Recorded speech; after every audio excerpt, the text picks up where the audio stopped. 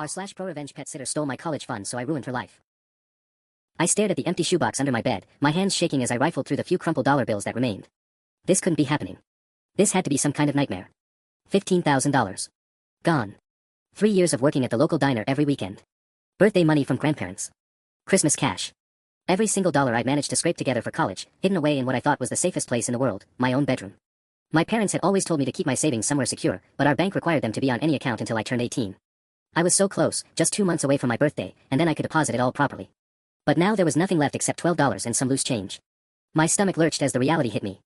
My early admission letter to Northwestern was sitting on my desk, and I'd been counting down the days until I could finally escape this small town. All those late nights studying, maintaining my 4.0 GPA, writing essays until my eyes burned, none of it mattered now. Without that money, there was no way I could afford even the first semester. Where the hell is it? I whispered to myself, dumping out the shoebox completely. A few coins scattered across my bedroom floor with a hollow metallic sound that seemed to echo my devastation. I tried to think logically. Who had access to our house? My parents were at work, but they would never, no, that was impossible. They'd been just as excited about Northwestern as I was. My little sister Emma was only 13 and had no idea I even kept money here. Then it hit me like a punch to the gut. Mrs. Henderson. Our pet sitter for the past 4 years. Sweet, grandmother-like Mrs. Henderson who watched our golden retriever Max whenever we went out of town. She had our spare key, knew our schedule, and had complete access to every room in the house. She'd been here just last week while we visited my aunt for 3 days. My mind raced back to last weekend.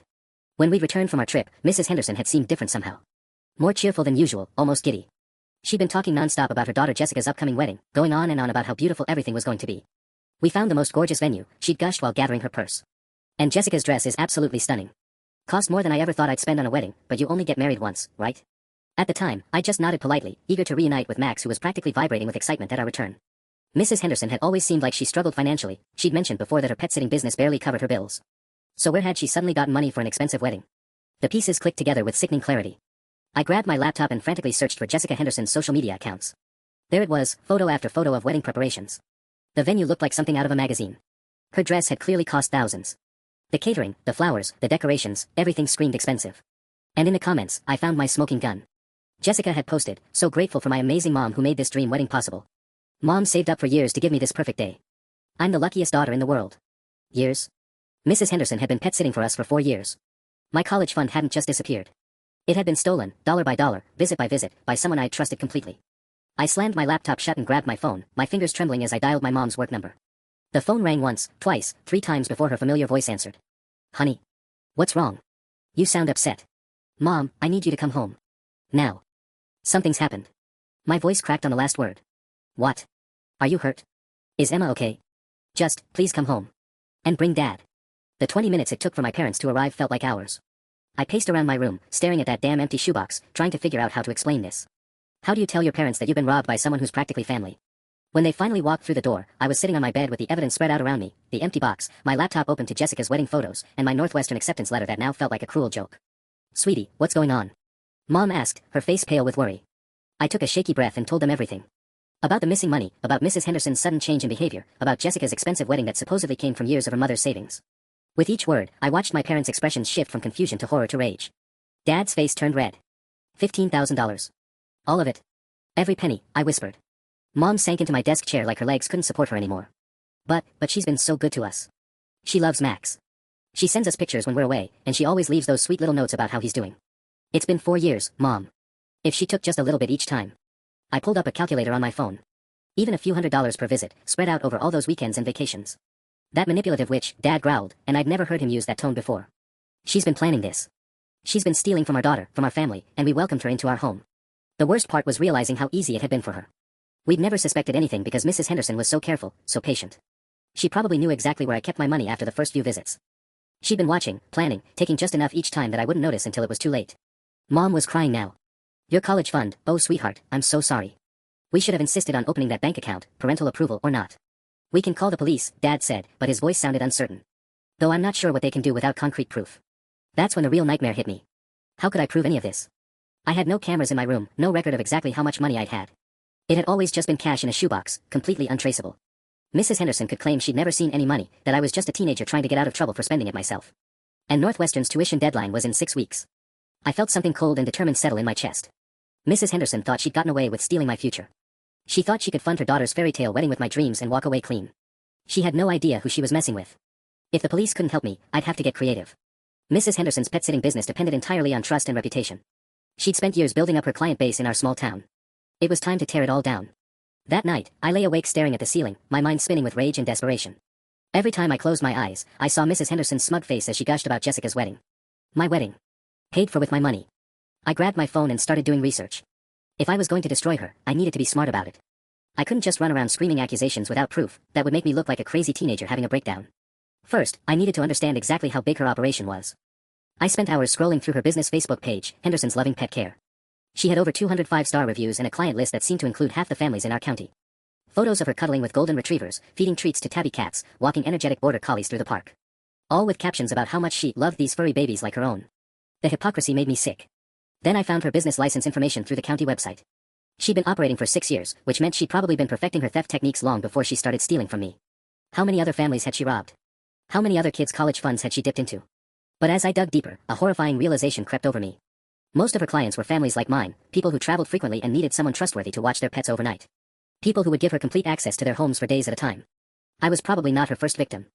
I might not even be her last. The next morning at school, I could barely concentrate. During lunch, I cornered my friend Tyler, whose family had used Mrs. Henderson's services last summer. Hey, random question, I said, trying to sound casual. How was that pet sitter your family used? Mrs. Henderson. Tyler looked up from his sandwich. Oh, she was great. Patches loved her. Why? Just curious. Did you guys ever notice anything weird? Like, missing stuff or whatever? He shrugged. Not really. Although. He paused, frowning. My mom was looking for her emergency cash envelope a few weeks after we got back from vacation. She keeps like $300 hidden in her jewelry box for emergencies. But she figured she just misplaced it somewhere. My blood ran cold. Did she ever find it? Nah. Mom just assumed she'd moved it and forgotten. You know how parents are with hiding stuff from themselves. $300. From just one family. How many other misplaced envelopes were there? After school, I drove past Mrs. Henderson's house, a modest little ranch that I'd never really paid attention to before. But now I noticed details that made my stomach churn. The brand new Honda Civic in the driveway. The professional landscaping that definitely hadn't been there last year. The expensive-looking patio furniture on her back deck. All paid for with stolen money. I was sure of it. When I got home, Mom was waiting in the kitchen with a grim expression. I called Mrs. Henderson, she said quietly. My heart nearly stopped. You what? Mom, I told you we couldn't just. I didn't accuse her of anything. I just said we were reorganizing your room and wondering if she'd seen an old shoebox anywhere. Maybe accidentally thrown it away or moved it while she was cleaning. What did she say? Mom's jaw tightened. She got very flustered. Started talking really fast about how she never touches anything personal, how she's very professional, how she can't believe I would even suggest. She hung up on me, honey. Just hung up mid-sentence. That was all the confirmation I needed. An innocent person would have been concerned, helpful. They would have offered to come over and help us look. They wouldn't have gotten defensive and hung up the phone. Mrs. Henderson knew exactly what we were talking about. And now she knew that we knew. The war was about to begin. That evening, Dad came home with news that made my blood boil even hotter. I talked to Bill Martinez at work, he said, loosening his tie with sharp, angry movements. His family used Mrs. Henderson last month when they went to Hawaii. And? I prompted, though I already suspected what was coming. His wife Maria had been saving cash for their anniversary dinner. $200 in an envelope tucked inside a cookbook. When they got back, it was gone. Dad's voice was tight with controlled rage. Maria thought maybe one of the kids had taken it, caused this huge fight in their family. Bill said his teenage son didn't talk to them for weeks because they accused him of stealing. My hands clenched into fists. It wasn't just about the money anymore. Mrs. Henderson was destroying families, turning parents against their own children. How many kids had been blamed for her crimes? There's more, Dad continued. I mentioned it to a few other guys, and suddenly everyone's remembering weird little things. Missing jewelry, cash that disappeared, gift cards that vanished. All after Mrs. Henderson pet sat for them. Mom looked pale. My grandmother's silver bracelet. The one that went missing after she watched Max in February. I tore the house apart looking for it. The scope of her theft was staggering. This wasn't just about my college fund, this was a systematic operation spanning years. Mrs. Henderson had been robbing our entire community, counting on the fact that people would blame themselves, their kids, or just assume they'd misplaced things. But my revelation was interrupted by my phone buzzing with a text from an unknown number. Asterisk, I know what you're trying to do. Stop spreading lies about me or you'll regret it. I've never stolen anything from anyone. If you keep this up, I'll sue your family for slander, asterisk. My hands were shaking as I showed the message to my parents. She's threatening us, Mom whispered. A grown woman is threatening our teenage daughter. Dad's face went dark. Screenshot that. Right now. This is evidence. But even as I saved the message, another text came through. Asterisk, I have friends in this town. People who trust me. No one will believe a spoiled brat who probably just spent her money on clothes and makeup. Stay away from my family and my business, asterisk. She's scared, I realized. She knows we're onto her, and she's panicking. But Mrs. Henderson's threats had the opposite effect she'd intended. Instead of intimidating me, they just proved I was on the right track. An innocent person doesn't send threatening text messages to teenagers. We need to be careful, Dad warned. If she's willing to threaten you directly, there's no telling what else she might do. As if summoned by his words, our doorbell rang. All three of us froze. Mom crept to the front window and peered through the curtains. It's her. She's here. My heart hammered against my ribs. Mrs. Henderson was standing on our front porch, and even from the kitchen, I could see she looked agitated.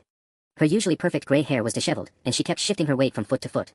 Don't answer it, I whispered. But she started knocking. Hard, insistent knocks that echoed through the house. Then she started calling out. I know you're in there.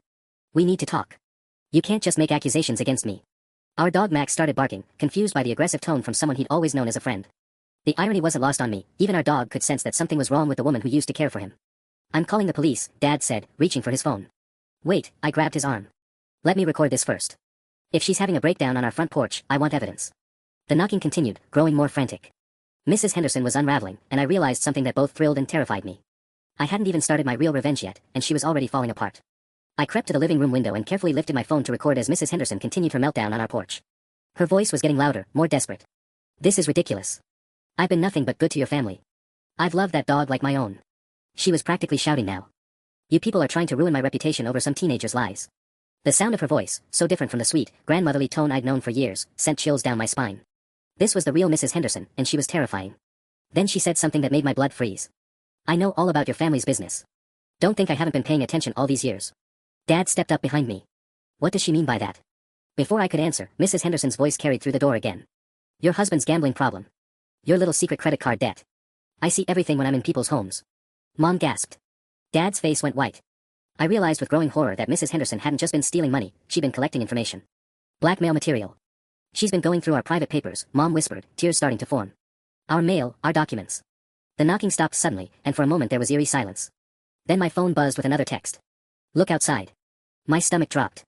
I peeked through the curtain and saw Mrs. Henderson standing in our driveway, phone in hand, staring directly at our house. She waved at me with a sick smile. Asterisk, I have photos. Documents. Things your neighbors would find very interesting. Stop this nonsense now, asterisk. She's been photographing our personal stuff, I said, my voice barely a whisper. Oh God, what else does she know?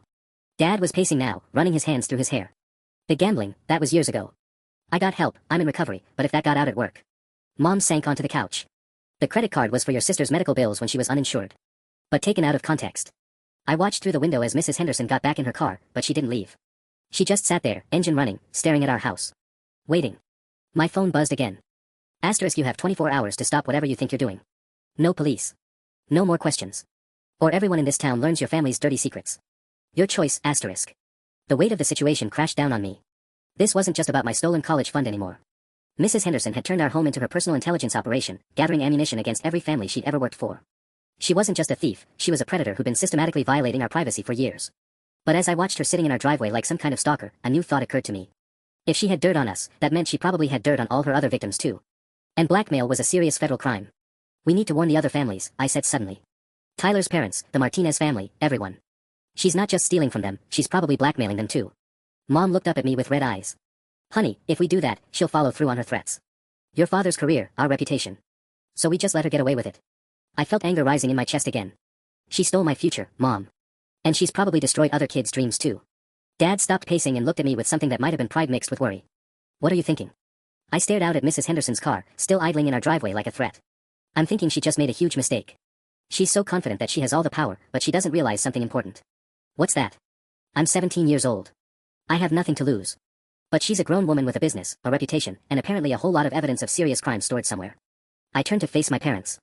She thinks she's the hunter, but she just turned herself into the prey. Mrs. Henderson had no idea what she just unleashed. The next morning, I woke up to find Mrs. Henderson's car parked across the street from our house. She'd been there all night. This is insane, Mom whispered from the kitchen window, her coffee mug trembling in her hands. She's watching us like some kind of stalker. Dad was already on the phone with his boss, calling in sick. I can't go to work with her sitting out there. What if she follows me? What if she approaches my coworkers? But I was thinking differently. Mrs. Henderson's overnight vigil wasn't intimidation, it was desperation. And desperate people make mistakes. She's scared, I said, watching her through the curtain. Look at her. She hasn't left her car in 12 hours. She's not thinking clearly anymore. As if to prove my point, my phone buzzed with another text. Then another. And another. Asterisk, your 24 hours is now 12 hours. I'm serious, asterisk. I've been good to your family for years. Don't make me destroy you. Answer me. Answer me. I screenshotted every single message. Each text was more unhinged than the last, and she was creating a beautiful paper trail of harassment and threats.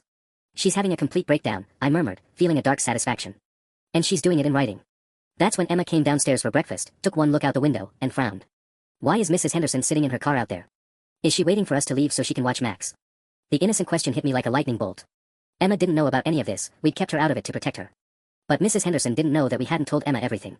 Emma, I said carefully, when Mrs. Henderson watches Max, does she ever ask you questions? About Mom and Dad, or about our family? Emma shrugged, pouring cereal into a bowl. Sometimes. She's really nosy. She asked me about Dad's poker nights, and why Mom gets so many packages delivered. Oh, and she wanted to know if you had a boyfriend who might be giving you expensive presents. My blood ran cold. Expensive presents? Yeah, she saw you counting money once and asked if it was from a boyfriend. I told her you work at the diner and save everything. Emma paused, milk dripping from her spoon. Why? Is that bad? Mom and Dad exchanged horrified looks. Mrs. Henderson hadn't just stumbled across my college fund, she'd been actively investigating it through my 13-year-old sister. Emma, Dad said gently, what else did Mrs. Henderson ask you about? Lots of stuff. Where Mom keeps important papers, whether Dad ever brings work stuff home, if we ever have people over that you guys don't know about. Emma was starting to look worried. She said she was just making sure we were safe, but it always felt weird. I felt sick. Mrs. Henderson had been using my little sister as an unwitting spy for years. She turned Emma into an informant against her own family. My phone buzzed again, but this time it wasn't a text message. It was a notification that someone had left a review on the diner's Facebook page. 1 star. Posted by, concerned customer. Asterisk very disappointed in the character of employees here. The teenage waitress is dishonest and spreads lies about good people in the community. Would not recommend supporting a business that employs people with such poor values, asterisk. She was attacking my job now. Trying to get me fired. But then I noticed something that made me smile for the first time in days. The review was posted under a fake account, created just this morning. And Mrs. Henderson had been stupid enough to use a profile picture that showed her standing in front of her house, the same house I'd driven past yesterday. She's making this too easy, I muttered, screenshotting the fake review. What now? Mom asked. She just committed libel using a fake online account to try to get me fired. That's not just harassment anymore, it's a pattern of malicious behavior designed to damage our family's livelihood. Dad leaned over my shoulder to read the review. Can you prove it's her? The account was created this morning, the profile picture shows her house, and she's literally sitting outside watching us right now. Plus, look at the writing style, it matches her texts exactly. I was building a case against her, piece by piece. Every threatening message, every fake review, every hour she spent stalking our house was more evidence of her guilt. But then Emma dropped a bombshell that changed everything. Oh, I almost forgot, she said casually, still eating her cereal. Mrs. Henderson has a key to the Johnson's house too. And the Patel family. She showed me her key ring once and said she was like a supermom to half the neighborhood. I stared at my sister. How many keys does she have? Like, 15 or 20. She was really proud of it. Said it meant people trusted her. 20 houses. 20 families. All with their private information exposed, their valuables accessible, their secrets vulnerable. Mrs. Henderson wasn't just a small-time thief who'd stolen my college fund. She was running a criminal enterprise that had infiltrated our entire community. And now I knew exactly how to bring her down. I stared at my sister, my mind racing with the implications of what she just revealed. 20 houses. 20 families who had no idea that Mrs. Henderson had been systematically violating their trust for years. Emma, I said, trying to keep my voice calm, did she ever take pictures of those keys? Or write down addresses? Oh yeah, she has this whole notebook. She showed me once, it has everyone's schedules, what kind of pets they have, even notes about where they keep stuff. Emma paused, finally sensing the tension in the room. She said it helped her be a better pet sitter, but... Why are you guys looking at me like that? Before anyone could answer, my phone exploded with notifications. My heart sank as I realized what was happening. Mrs. Henderson wasn't just targeting the diner anymore. She was carpet bombing my entire digital existence. Fake 1-star reviews were appearing on every website where I had any presence. The tutoring service I'd listed myself on for extra money. The community college where I'd taken a summer course. Even my high school's Facebook page had a new post claiming I was a dishonest student who makes false accusations against upstanding community members. She's trying to destroy my reputation before I can destroy hers, I said, screenshotting everything as fast as I could. She's going nuclear. But as I scrolled through the fake accounts she'd hastily created, I noticed something crucial. Mrs. Henderson was panicking so badly that she was making sloppy mistakes. The same profile picture appeared on 3 different accounts. 2 of the fake names used the same last initial. And most damning of all, she'd accidentally posted one of the reviews from her real account before quickly deleting it, but not before I got a screenshot. She's digging her own grave, I muttered. That's when Dad's phone rang. He glanced at the caller ID and frowned. It's Jim Patterson from down the street. Don't answer it, Mom warned, but Dad was already picking up. Hey Jim, what? Dad's face went pale. She said, what about our daughter? My stomach dropped. I could hear Jim's voice through the phone, agitated and confused. Yeah, Mrs. Henderson called me about 20 minutes ago. Said she was worried about the teenage girl in your family, that she'd been acting erratically and making wild accusations against innocent people. She wanted to know if I'd noticed any concerning behavior. The room went silent except for Jim's voice continuing through the speaker. She said she was calling all the neighbors out of concern, that sometimes teenagers have mental health episodes and a family doesn't realize how serious it is. Asked if I thought you guys might need intervention or professional help. I felt like I'd been punched in the stomach. Mrs. Henderson was trying to turn our entire neighborhood against us by suggesting I was having a mental breakdown. She was painting herself as the concerned adult trying to help a troubled family. Jim, that's not, listen, there's a lot you don't know about this situation, Dad said carefully. I mean, she seemed really genuine, Bill. Said she's been like family to you guys for years and she's heartbroken that this is happening. She was actually crying on the phone. After Dad hung up, we all sat in stunned silence. Mrs. Henderson wasn't just defending herself anymore, she was actively turning our community against us. And the worst part was, it might actually work. She'd spent 4 years building relationships with these people. They trusted her. How many neighbors do you think she's called? Mom asked quietly. As if in answer to her question, Dad's phone rang again. Then Mom's phone. Then the house phone. Mrs. Henderson had declared war on our entire family, and she was using our own neighborhood as her weapon. But as I watched her car still parked across the street, I realized she just made the biggest mistake of her criminal career. She was so focused on discrediting me that she was forgetting about all the evidence I'd been gathering. And now I had something even better than proof of theft. I had proof that she was actively harassing and stalking a minor. The phone calls kept coming all morning. By noon, half our neighborhood had heard Mrs. Henderson's twisted version of events. I watched from my bedroom window as she finally drove away, probably satisfied that she'd done enough damage for one day. But her absence didn't bring relief, it brought a new kind of dread. The Williamses won't even look at us, Mom said, returning from checking the mailbox. And Mrs. Chen actually crossed the street to avoid me. I felt sick. Mrs. Henderson's strategy was working. She was isolating us, making us look like the unstable family with the delusional teenager. Meanwhile, she got to play the role of the heartbroken family friend just trying to help. My phone buzzed with a call from my manager at the diner. Hey Sarah, Mike's voice sounded uncomfortable. I need to talk to you about these reviews that have been showing up online. My heart sank. Mike, those are fake. Someone's trying to. Look, I know you're a good kid, but I've had 3 customers call today asking about whether it's true that we employ someone who makes false accusations against local business owners. His sigh carried through the phone. Corporate is breathing down my neck about this. So you're firing me? The words came out flatter than I intended. I'm not firing you, but I need you to take some time off until this blows over.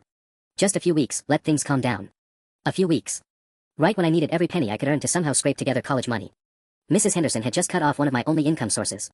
After Mike hung up, I stared at my Northwestern acceptance letter on my desk. The tuition deadline was in 5 weeks. Even if I could prove Mrs. Henderson stole my money, even if I could somehow get it back, the legal process would take months. My dream was slipping away, and she knew it. But then Emma burst into my room without knocking, her eyes wide with excitement. I remembered something else about Mrs. Henderson's notebook, she said, slightly out of breath. She didn't just write down schedules and stuff. She had maps. Drawings of people's houses showing where they kept important things. I sat up straighter. What kind of things? Jewelry boxes, safes, filing cabinets. She even drew a little diagram of our house showing where your room was and where Mom keeps her purse. Emma plopped down on my bed. I thought it was weird, but she said it helped her know where everything was in case of emergencies. My pulse quickened. If Mrs. Henderson had detailed maps of homes and valuables, that wasn't pet-sitting preparation, that was criminal reconnaissance. Emma, this is really important. Do you remember what the notebook looked like? Color, size, anything distinctive? It was brown leather with her initials on the front. And it was really thick, like a journal. She always kept it in this big canvas bag with all her pet supplies. Evidence. Physical evidence that could prove premeditation and systematic theft across multiple households. If I could get my hands on that notebook, I'd have everything I needed to destroy her. But then my computer chimed with a new email notification, and my blood turned to ice when I saw the sender, Northwestern University Financial Aid Office. The subject line read, urgent, concerning information regarding your application. With trembling fingers, I opened the email. Dear Ms. Thompson.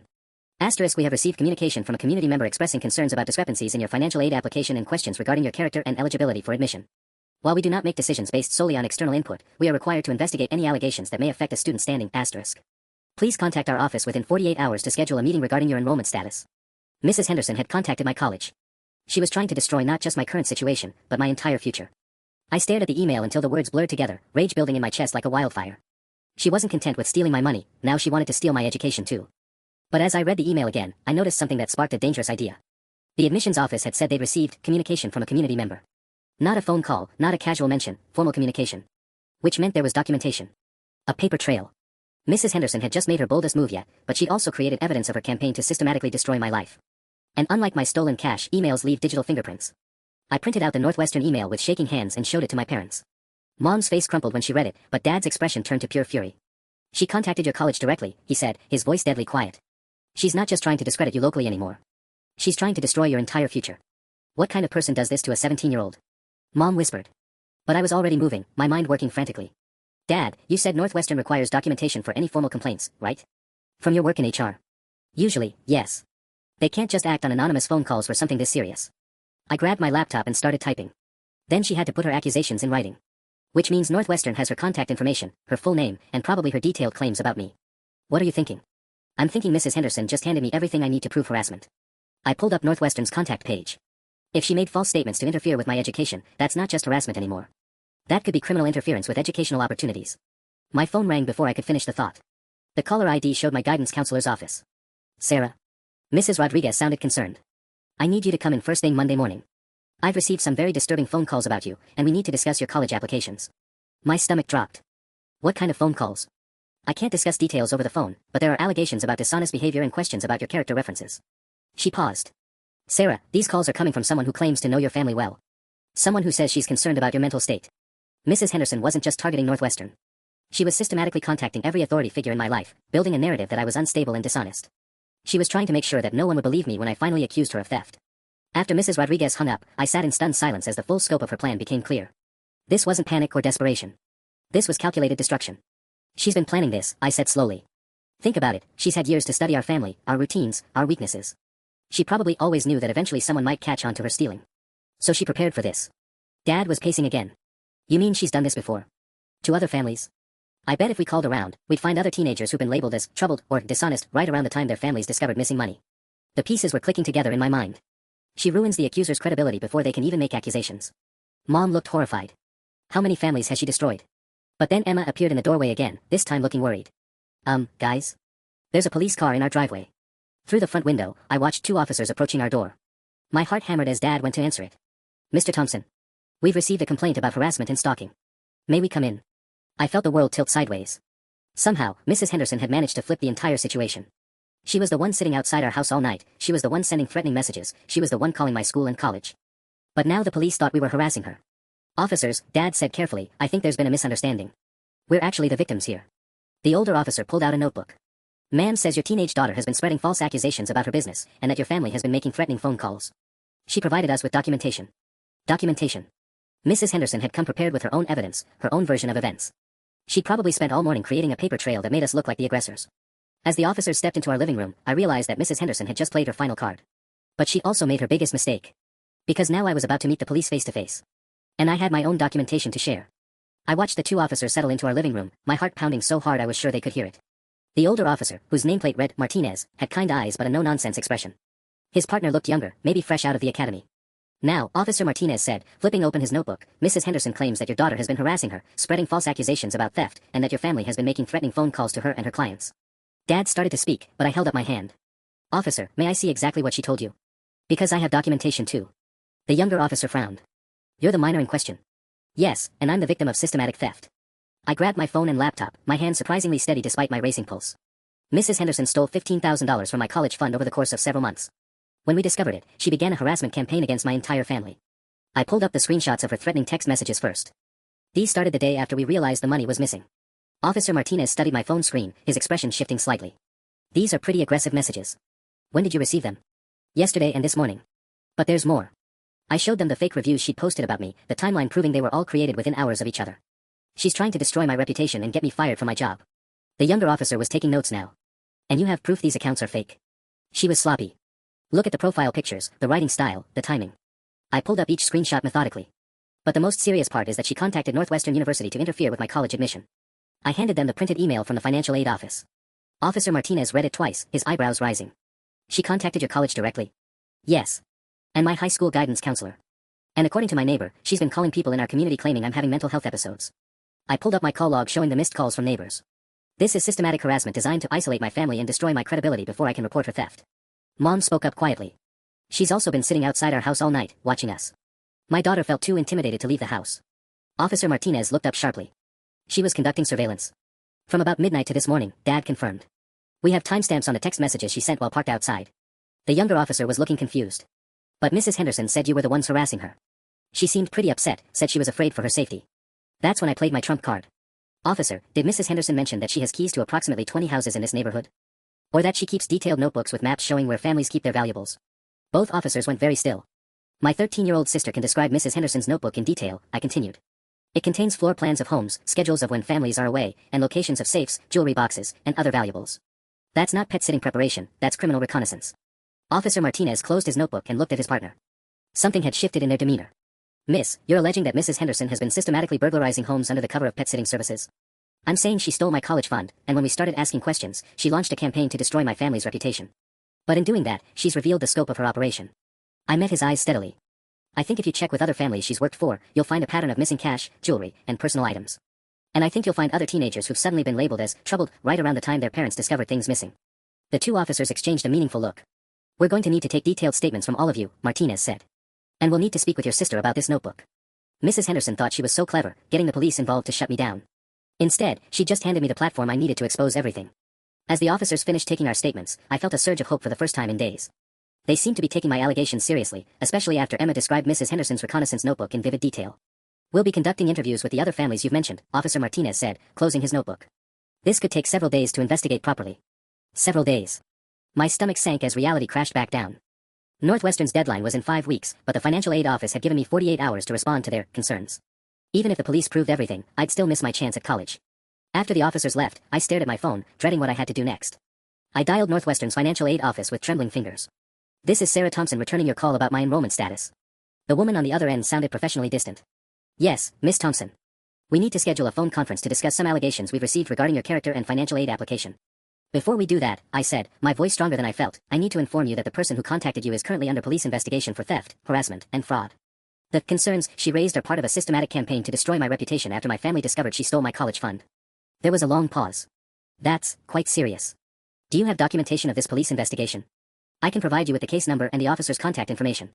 Mrs. Henderson has been conducting a harassment campaign against me because we caught her stealing $15,000 that I'd saved for tuition. Another pause, longer this time. Miss Thompson, if what you're saying is true, then you may be the victim here rather than the perpetrator. However, we'll need official verification from law enforcement before we can proceed with your enrollment. Official verification that could take weeks or months. I hung up feeling more defeated than ever. But then my phone buzzed with a text from an unknown number, and my blood ran cold. Asterisk, you think you're so smart involving the police. But I know things about your family that will destroy you all. Your father's gambling debts. Your mother's affair 3 years ago. Your sister's learning disability that you've hidden from the school. Stop this now or everyone finds out, asterisk. My hands shook as I stared at the message. Mom's affair. Dad's gambling debts. Emma's learning disability. Some of it might be true. I knew about Dad's past gambling problems and Emma did struggle in school, but how much more did Mrs. Henderson know about our private lives? I showed the text to my parents, watching their faces drain of color. The affair. Mom whispered. How could she possibly know about that? She's been going through our personal papers for years, Dad said grimly. Bank statements, medical records, insurance documents. She probably knows more about our finances than we do. The worst part was realizing that Mrs. Henderson had this same kind of ammunition against every family she'd worked for. 20 households worth of secrets, financial information, and private details that could destroy lives and marriages if released. She's not just a thief, I said, my voice hollow. She's been running a blackmail operation. No wonder no one's ever reported her before, she probably threatens them into silence. My phone buzzed again. Asterisk, you have until tomorrow night. Drop everything or I release it all. Every secret. Every document. Every photo I've taken in your house over the years. Your choice, asterisk. Photos. She'd been taking pictures inside our home. Pictures of documents, personal items, maybe even private moments. As I stared at the message, I realized that Mrs. Henderson held enough information to destroy not just my family, but dozens of families throughout our community. And now I had less than 24 hours to figure out how to stop her before she burned down our entire neighborhood. The next morning, I woke up to find our front yard had been vandalized. Someone had spray-painted "liar" across our driveway in red letters, and our mailbox was knocked over. But what made my stomach drop was the manila envelope tucked under our front door. Inside were photocopies of our family's private documents. Dad's old gambling recovery paperwork. Mom's medical records from 3 years ago. Even Emma's special education evaluation that we'd kept private to protect her from school bullying. Attached was a note in Mrs. Henderson's neat handwriting, asterisk, this is just a sample. Everyone gets the full package tonight unless you call off your little investigation, asterisk. She's escalating, Dad said, his face pale as he looked at the copies of documents she'd stolen from our house over the years. This isn't just blackmail anymore, she's willing to actually follow through. Mom was crying as she held Emma's evaluation paperwork. She photographed everything. Our filing cabinet, my desk drawers, even the papers I keep in my bedroom. How long has she been doing this? Before I could answer, my phone rang. It was Tyler from school. Sarah, what the hell is going on? His voice sounded panicked. Someone left an envelope at our house last night with copies of my dad's tax returns and my mom's prescription information. There's a note saying this is your fault. My blood turned to ice. She's targeting everyone. Tyler, listen to me, Mrs. Henderson has been stealing from your family too. That missing emergency money your mom couldn't find. It was her. Are you insane? Mrs. Henderson is like a grandmother to us. She wouldn't. Tyler paused. Wait. You think she took Mom's envelope? I know she did. And she's been photographing your family's private documents while she pet sits.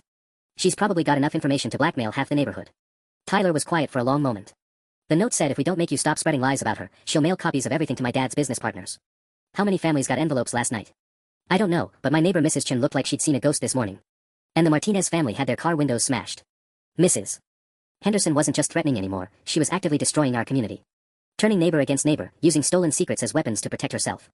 After Tyler hung up, Emma came downstairs looking confused and hurt. Why are kids at school saying I'm stupid? She asked quietly. Someone posted on Instagram that I'm in special classes and can't read properly. My heart shattered. Mrs. Henderson had leaked Emma's private information to humiliate a 13-year-old girl who had never done anything to her. Emma, there's nothing wrong with needing extra help in school, Mom said gently, but I could see the fury building in her eyes. But now everyone knows, Emma whispered. And they're saying our whole family are liars and thieves. That's when something cold and determined settled in my chest. Mrs. Henderson had crossed a line by attacking my little sister. She'd turned this from theft and harassment into psychological warfare against a child. I grabbed my laptop and started typing furiously. What are you doing? Dad asked. I'm done playing defense, I said, my fingers flying across the keyboard. Mrs. Henderson thinks she holds all the cards because she has our secrets. But she's forgetting something important. What's that? I looked up from my screen with a smile that probably looked terrifying. I know her biggest secret of all. And unlike her, I'm not going to blackmail people. I'm going to destroy her. I pulled up every social media platform I could think of and started crafting my masterpiece. Not threats or blackmail like Mrs. Henderson, something much more devastating. The truth. What are you doing? Mom asked, watching me type furiously. Creating a public timeline of everything she's done, I said, uploading screenshots of her threatening texts. Every fake review, every harassment message, every piece of evidence we've gathered. I'm posting it all. But as I worked, my phone kept buzzing with calls from neighbors. Each conversation was worse than the last. Sarah, you need to stop whatever you're doing, Mrs. Patterson's voice was tight with panic. That woman has photos of inside my house, copies of my divorce papers, even pictures of my medication bottles. She's threatening to send everything to my ex-husband's lawyer. Another call. This is Jim Martinez. My wife is having a panic attack because someone has copies of our immigration documents. What the hell did you do? And another. Sarah, this is getting out of hand. Mrs. Chen's husband doesn't even know about her past bankruptcy, and now she's being threatened with exposure. With each call, I realized the true scope of Mrs. Henderson's operation. She hadn't just been stealing money, she'd been collecting enough personal information to control our entire neighborhood. Financial records, medical information, legal documents, family secrets. She had turned every home into her personal intelligence goldmine. She's been planning this for years, I said to my parents as another neighbor called to beg me to back down.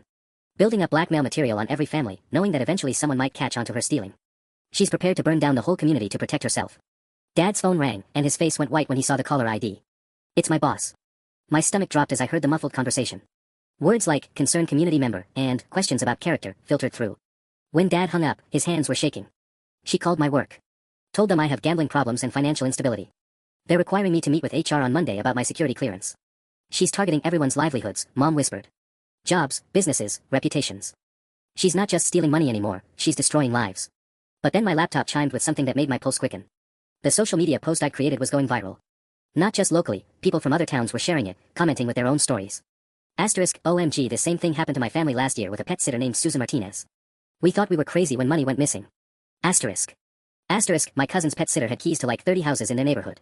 Police found notebooks full of home layouts when they arrested her. Asterisk. Asterisk, this is a whole scam. They target families who travel, build trust over years, then systematically rob and blackmail them. Asterisk. Mrs. Henderson wasn't a lone criminal. She was part of a network, or at least using a proven method that other people had perfected. And now victims from across the region were connecting the dots. My phone rang, and for the first time in days, it was good news. Officer Martinez's voice was urgent but encouraging. Sarah, we need you to come down to the station. We've been getting calls all morning from other jurisdictions about similar cases. And we just executed a search warrant on Mrs. Henderson's house. What did you find? Let's just say your sister's description of that notebook was very accurate. Along with about 20 others just like it. For the first time since this nightmare began, I felt like maybe, just maybe, I was going to win. But as I hung up, my phone buzzed with one final message from Mrs. Henderson that made my blood freeze. Asterisk, you want to play hardball? Fine. Check your email, asterisk.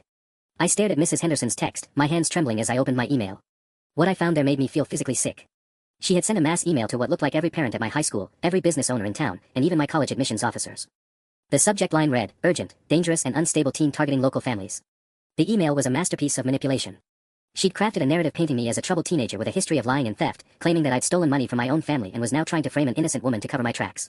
She included carefully edited screenshots of our text conversations, removing her threats and making it look like I was the one being aggressive. But the worst part was what she'd attached, photos taken inside our house over the years, showing our family in private moments. Pictures of us arguing, of Dad looking stressed over bills, of Mom crying during her difficult period 3 years ago. She'd captioned them with lies about our dysfunctional family environment and suggested that I was acting out due to ongoing domestic instability. She's been photographing us, I whispered, showing my parents the email. For years. In our own home. Mom's face went white as she saw a picture of herself that had clearly been taken without her knowledge. This is from last Christmas morning. She was supposed to just be letting Max out while we opened presents. Dad was reading the email text, his jaw tightening with every word. She's claiming you have a history of stealing from family members and that we're too ashamed to admit it. She's saying she tried to help us, get you the help you need, but we refused. My phone started ringing immediately. Parents from school who'd received the email. Local business owners asking if it was true that I was targeting innocent community members. Even worse, I could see neighbors starting to gather in small groups on their front lawns, whispering and pointing at our house. She's turning the whole town against us, I said, watching Mrs. Patterson quickly usher her kids inside when she saw me at the window. Even if the police prove she's lying, the damage is already done. That's when Emma came running downstairs, tears streaming down her face. Kids at school are posting the pictures online. They're making memes out of our family photos. I felt something inside me break. Mrs. Henderson hadn't just stolen my college fund or even my reputation. She'd weaponized our most private, vulnerable moments against us. She'd turned our family's pain into entertainment for the whole town. But as I stared at my sister's tear-stained face, a new kind of determination settled over me. Mrs. Henderson thought she delivered the killing blow, that we'd be too humiliated and isolated to fight back. She had no idea what she'd just unleashed. Emma, I said quietly, remember how you said Mrs. Henderson showed you that notebook? And her key ring? Emma nodded, wiping her nose. Did she ever tell you where she kept them at home? Yeah, she said she had a special office in her basement where she kept all her client files. She was really proud of how organized she was. I grabbed my phone and called Officer Martinez. I need to know exactly what you found in that search warrant. Because Mrs. Henderson just escalated this to a level that's going to require federal involvement. What do you mean? She's been conducting surveillance and taking unauthorized photographs inside people's homes for years. And she just distributed those private images to hundreds of people. I felt my voice getting stronger with each word. That's not just theft anymore. That's violation of privacy rights on a massive scale. Mrs. Henderson thought she'd won by going nuclear. Instead, she just committed federal crimes in front of hundreds of witnesses. The federal agents arrived at Mrs. Henderson's house at exactly 6 a.m. the next morning. I watched from my bedroom window as they carried out box after box of evidence, notebooks, computers, hard drives, and what looked like thousands of printed photographs. Officer Martinez called me an hour later with news that made me literally jump for joy. Sarah, you're not going to believe what we found in her basement. 23 detailed notebooks covering over 200 families across 4 counties. Floor plans, schedules, financial information, and over 10,000 unauthorized photographs taken inside people's homes. His voice was grim but satisfied. She's been running this operation for almost a decade. But the best part came next. We also found your money. All of it. She kept detailed records of every theft, including the exact amounts and dates she took from your bedroom. It's all sitting in a safety deposit box downtown along with jewelry, documents, and cash stolen from dozens of other families. I actually screamed with relief. You found it? All 15,000. Every penny. Plus interest, since she was apparently investing some of the stolen money. Officer Martinez chuckled. The federal prosecutor says you should have your college fund back within the week, along with compensation for the harassment. Within hours, the story exploded beyond our small town. News vans lined our street as reporters covered what they were calling one of the most elaborate domestic surveillance and theft rings in state history. Mrs. Henderson's mass email, which she thought would destroy my credibility, had instead provided federal prosecutors with evidence of her distributing illegally obtained images, a felony that carried serious prison time. The community response was swift and decisive. Every family that had received her email could now see it for what it really was, a desperate attempt by a caught criminal to destroy her victim's reputation. The very photographs she'd used to humiliate us became evidence of her years-long violation of our privacy. By afternoon, Mrs. Henderson was in federal custody facing charges that would likely put her away for decades. Her daughter Jessica's fairy tale wedding was cancelled when the FBI froze all assets purchased with stolen money. The expensive venue, the designer dress, even their new car, all bought with money stolen from families like mine. But the most satisfying moment came when Northwestern's financial aid office called. Miss Thompson, we owe you a sincere apology, the director said. After reviewing the federal investigation and seeing the evidence of the harassment campaign against you, we're not only reinstating your full admission status, we're awarding you an additional scholarship for courage in the face of adversity. I hung up and stared at my acceptance letter, then at the photo on my desk of our family last Christmas morning, the same photo Mrs. Henderson had tried to weaponize against us. In it, we looked happy and normal, just a regular family enjoying the holidays together. That's when I realized something important. Mrs. Henderson had stolen my money, invaded our privacy, and tried to destroy our reputation. But she couldn't steal what really mattered, my family's love for each other, my determination to succeed, or my future. 3 months later, I was sitting in my dorm room at Northwestern, finally living the dream I'd worked so hard for. Mrs. Henderson was serving the first year of her 15-year sentence, and her case had led to new federal legislation protecting families from surveillance-based theft rings. I kept that Christmas photo on my desk as a reminder that sometimes the worst thing that happens to you can end up making you stronger than you ever imagined. And sometimes, when someone tries to destroy your life, the best revenge is simply refusing to let them win.